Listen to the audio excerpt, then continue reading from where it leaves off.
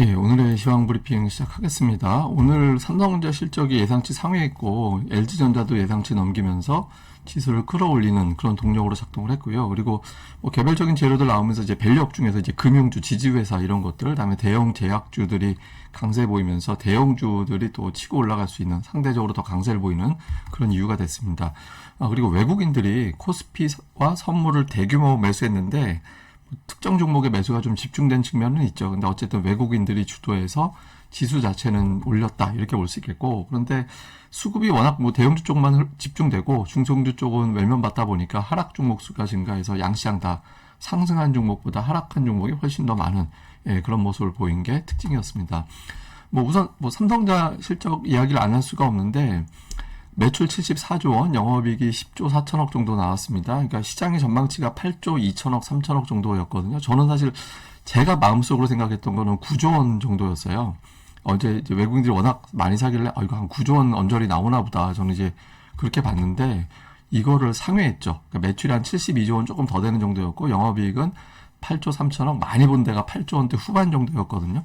근데 상단을 훨씬 더 넘기는 그런 결과가 나왔습니다. 그리고 삼성전자 이익의 추이를 보면 계속 늘어나고 있잖아요. 늘어나게 되면서 이 다음 분기에는 이거보다 훨씬 더 잘 나올 가능성이 높다. 그리고 여기 이제 HBM이 아직은 시작도 되기 전이니까 삼성전자가 앞으로 실적이 좀 플러스 알파거리가 있으니까 더 좋지 않을까? 뭐 이런 기대감이 만들어졌죠. 그래서 외국인들이 집중적으로 매수하는 그런 이유로 작동이 됐고, 삼성전자뿐만 아니라 이제 LG전자도 오늘 실적이 나왔는데 영업이익이 1조 2천억 원 정도, 예상치가 1조 원이었거든요. 예상보다 20%가 더 나온 거잖아요. 그래서 뭐 매출도 그렇고 이제 예상치를 상회하다 보니까 그 대형 기업들의 실적이 예상보다 잘 나왔다. 그러면 평균 합산 올해 영업이익을 상향 조정해야 되잖아요. 그러니까 지수가 더 올라갈 수 있겠구나 이렇게 보는 거고, 이런 기업들이 이렇게 나왔으면 향후에 발표될 기업들 뭐 예를 들어서 뭐 SK 하이닉스라든가 이런 대형 IT주들의 실적은 더 잘 나오겠구나. 그러니까 이런 기대가 된 거죠. 그래서 대형주 중심으로 매수가 집중이 되는 이제 그런 결과를 만들어냈습니다. 그리고 최근에 이제 시장 흐름 자체가 그러니까 미국에서 뭐 마이크로소프트나 그 대만의 TSMC나 그러니까 시가총액 1위 종목들이 신고가 경신하는 그런 분위기였거든요. 근데 삼성전자가 상대적으로 올해 별로 올라간 게 없었잖아요. 뭐 안 올라간 게 물론 이제 뭐 10% 정도 올라가긴 했지만 다른 어떤 시가총액 1위 종목군들의 상승을 감안을 해보면 별로 올라간 게 없었죠. 그러니까 글로벌 투자자들 입장에서는 삼성전자가 상대적으로 안 올라간, 좀 싸다 이런 느낌을 갖게 되는 그런 측면이 좀 있었을 겁니다. 그래서 이런 것도 이제 삼성전자에 대한 외국인들의 매수가 집중되는 그런 이유로 작동을 했습니다.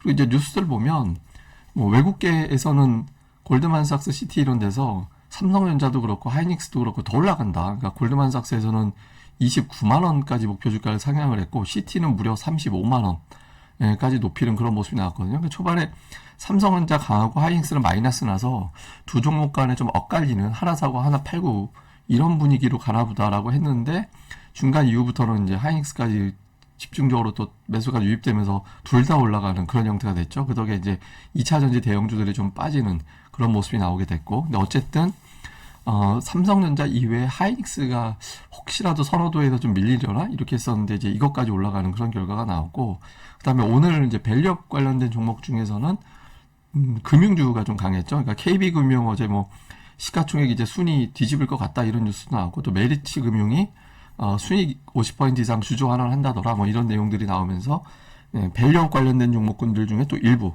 그러니까 이런 종목군들이 좀 합산을 해서 이게 다 근데 대형주 쪽으로 분류가 되는 종목들이잖아요. 그래서 대형주 쪽에 좀 재료가 집중이 되는 그런 경향을 좀 보였던 것 같습니다.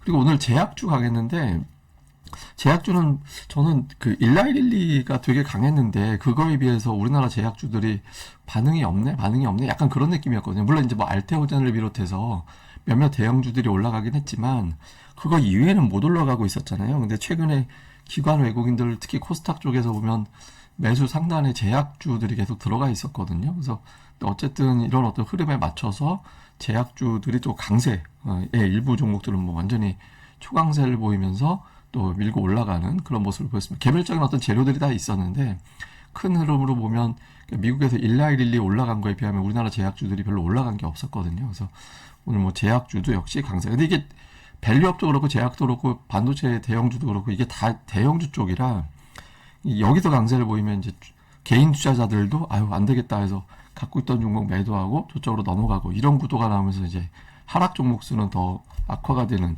그런 모습을 보이게 됐죠. 그래서 그런 측면이 좀 있었던 것 같습니다.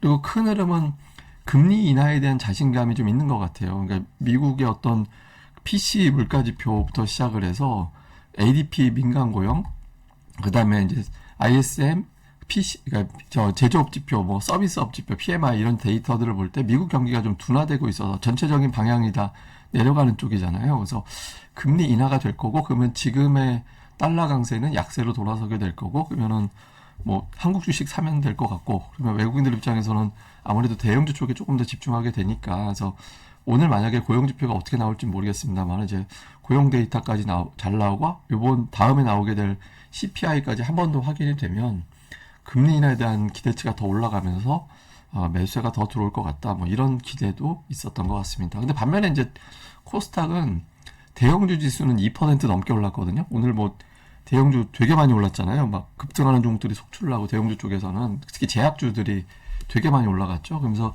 지수 자체는 높였는데 소형업종 지수는 또 하락. 이거 이번 주 내내 하락한 거나 다름없어요. 그러니까 7월 들어서 첫날 빼놓고는 계속 막 음봉으로 나오고 거의 종가하고 저가하고 별 차이가 없는 그런 형태가 나오고 있거든요. 그래서 이게 뭐 수급 쏠림도 있지만 아마 투자들이 좀 개인 투자자들이 소형 쪽에 있다라는 걸 보면 금투세 관련해서 계속 의식을 하고 있는 것 같다라는 추정도 되는 것 같습니다. 그러니까 좀 자신 있게 증시 자금을 투입해야 되는데 거기에 대한 불확실성을 좀 느끼는 것 같고 그런 부분들이 빠지면 사실 지금 워낙 과매도로 내려가 있는 실적주들도 더러 있기 때문에 소형주 중에서도 좀 매수가 붙을 만한데 투자자들이 쉽게 가동을 못하고 그나마 있는 거에서도 중대형주 쪽으로 일부는 좀 갈아타게 하는 그러다 보니까 계속 매도 수급이 나오는 그런 형태를 좀 보인 것 같습니다.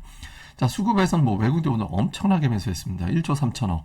그리고 선물도 장중에는 더 많이 늘렸다가 들어왔는데 다만 선물 매수는 조금 오버한 측면도 있어요. 그러니까 오늘 피크 대비 좀 줄어들긴 했는데 다음 주 만기 있잖아요.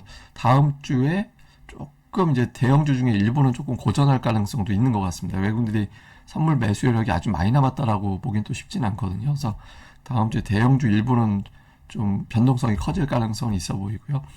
이건 제가 이제 주말 방송에서 설명드릴 겁니다. 그리고 매매한 걸 보면 삼성전자를 우선주 포함하면 1조 3천억을 샀어요. 오늘 외국인들 순매수가 1조 3천억이잖아요. 근데 삼성전자 플러스 우선주 합치면 그만큼을 두 종목에 집중했거든요.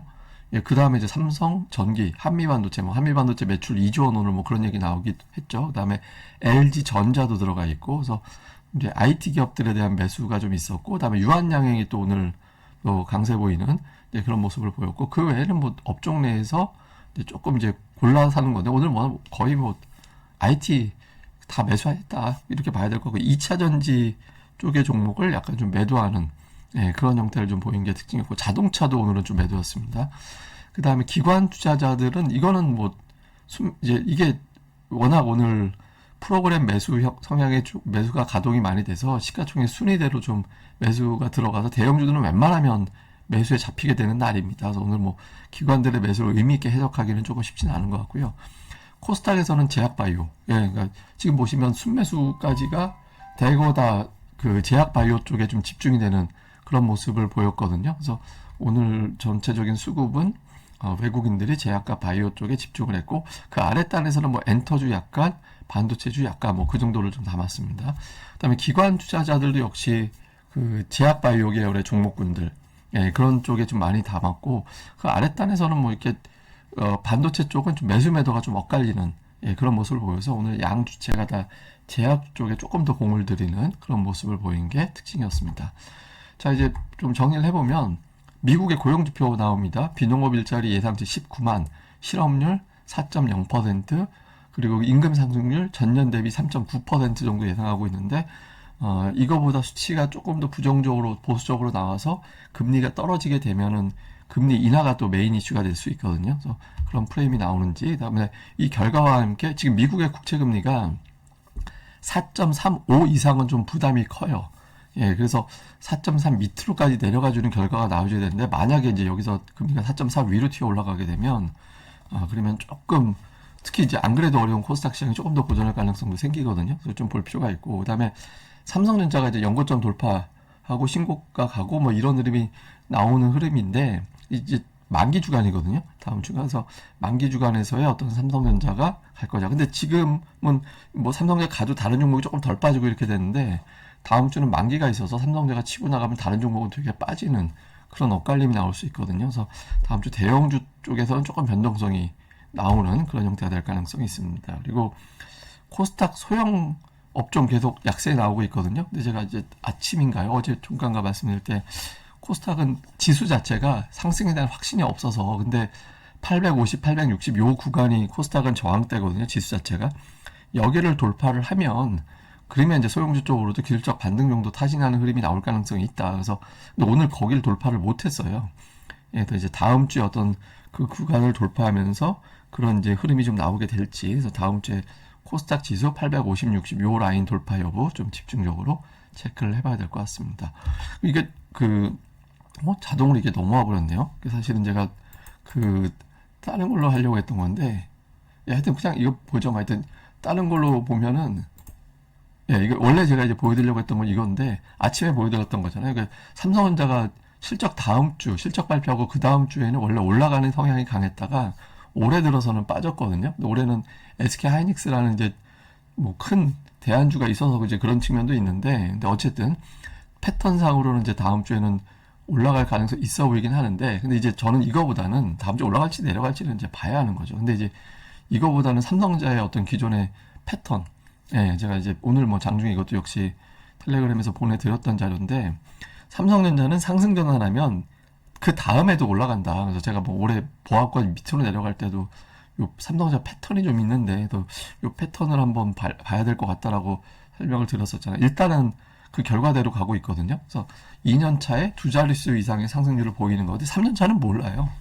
저거는 이제 기준이 뭐가 되냐면 실적 피크가 언제가 되느냐에 따라서 달라지는 거라서, 이거는 이제 4분기 정도 돼봐야 이제 그 다음에 분위기를 알 수 있는 거니까 지금 예상은 안 되는 거고, 그러니까 올해는 어쨌든 삼성전자가 기존의 패턴대로는 나왔다. 이제 이렇게 보는데, 제가 이걸 뭐 이제 통계적으로 어떤 예상을 해서 지금 의미가 없죠. 이미 지나간 게 되는 거니까. 근데 이걸 이제 말씀드리는 거, 이런 통계 기억했다가 나중에 언젠가는 또 삼성전자가 빠지고 그 다음에 돌아섰을 때 그때 가서 삼성전자를 그렇게 활용하시면 되지 않을까. 참고로 삼성전자가 상장한 이후에 그 상승하고 하락한 애가 비율이 2대 1이에요. 하락한 게 1이고 상승한 게 2 정도 비율 되거든요. 그래서 말 바꾸면 삼성전자가 1, 2년 빠지면 매수하고 1, 2년 버티면 그 다음에 올라간다라는 통계가 돼요. 그래서 이런 통계들은 나중에 여러분들 기억하고 계셨다가 삼성전자 활용할 때 한번 이제 나중에 써먹으시면 좋을 것 같습니다. 그럼 또 오늘 하루 또 잘 보내시고요. 저는 또 다음 방송에서 뵙겠습니다. 이 방송 좋아요와 구독하기 꼭 좀 부탁드리겠습니다. 감사합니다.